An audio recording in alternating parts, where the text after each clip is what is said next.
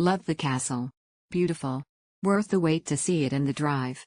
Water is cheaper in the castle than inside the city. The most striking feature of Carcassonne is its medieval fortress walls and towers. The city is famous for its double-walled fortifications that encircle the old town. These walls were restored in the 19th century by architect Eugène Viollet-le-Duc and give the city its distinct. At the heart of the cité is the Château Comtal, Carcassonne Castle. This medieval castle is a major attraction within the city and offers insights into the history of the region.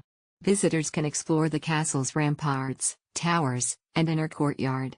You will also find charming squares, medieval houses, and various shops, restaurants. The Gothic cathedral is another architectural highlight of the Cité de Carcassonne. Its stunning stained glass windows and intricate interior details are worth exploring. Climbing the fortress walls provides panoramic views of the surrounding landscape, including the newer parts.